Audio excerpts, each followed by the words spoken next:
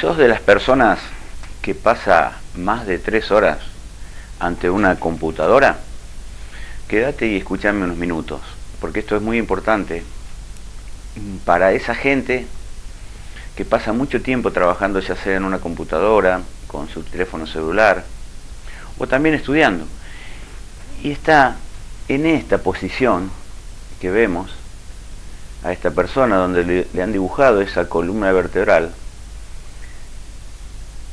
Yo te voy a contar qué es lo que pasa con esa columna y cuáles son los efectos que tiene pasar tanto tiempo en esa posición. Mirá, lo primero que vamos a ver es el peso que va a tener esa cabeza, que tiene que soportar esa columna durante los cambios de angulación.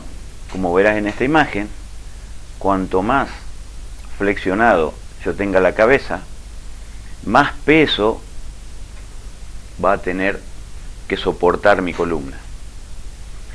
A medida que eso pase, vamos a llegar a lo que nosotros le llamamos la famosa rectificación cervical.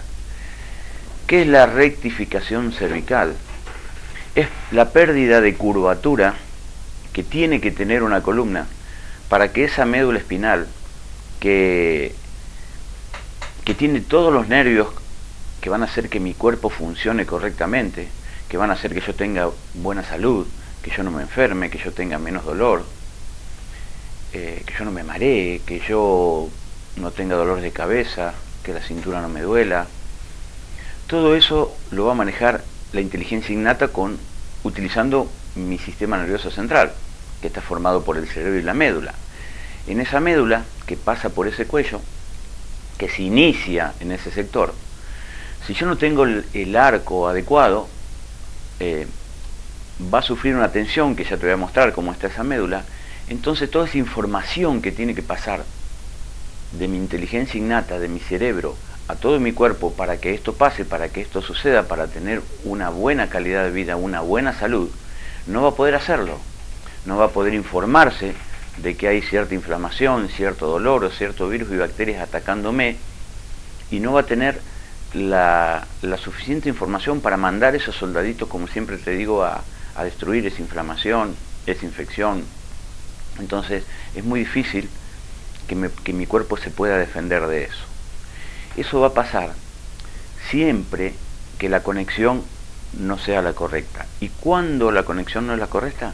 Cuando tenemos, como en este caso, vamos perdiendo el arco. Esta imagen que vas a ver acá son cómo se va degenerando la columna normalmente. Anteriormente, la verdad que pasaba mucho tiempo y muchos años para llegar a una columna en este segundo grado de degeneración, en este tercero mucho más, y ni hablar del cuarto, cuando acá veíamos tal vez personas pasadas los 70, 80 años. Hoy lo vemos mucho antes, porque se trabaja mucho más estático, porque la persona tiene mucho menos movimiento y porque hay muchos trabajos que se hacen, como hablamos al principio, de pasar mucho tiempo con la cabeza hacia abajo, ya sea estando en una computadora, en un libro, en una tablet o teléfono. Esto quiere decir que antes se pasaba mucho tiempo para llegar a estos estados. Esto lógicamente pasaba a las personas que no llevaban un cuidado quiropráctico regular, que no eran analizados y estudiados y empezados a corregir esa curvatura. Ahora lo vemos mucho antes. Ahora esto se está acelerando debido a lo que venimos hablando. Fíjate cómo va a estar una médula espinal, lo que yo te decía, cuando yo tengo una buena curvatura, como tiene que tener, cómo está esa médula para que todos esos nerviositos pasen, y en una rectificación cervical, fíjate cómo está la médula depresionada. Entonces esa presión que tienen esos nervios, esa compresión que recibe debido a esa mala posición de la columna, va a hacer que no pueda analizar si me está pasando algo y solucionar, y no pueda llegar la información a ese órgano, tejido, célula para que funcione correctamente. Entonces, esto es obviamente una tomografía que estamos viendo cómo se comprime al no tener la posición correcta. Entonces, ¿por qué decimos que tenemos que tener un cuidado quiropráctico regular cuando tenemos una curvatura? Y esta es una curva medianamente leve. Fíjate, así tiene que ser, y así llegó a estar después de un tiempo de cuidado quiropráctico regular. Entonces, ¿y llevó tiempo? Y sí, lleva tiempo. Lleva tiempo de meses, y lleva tiempo de ajustes, de cantidades.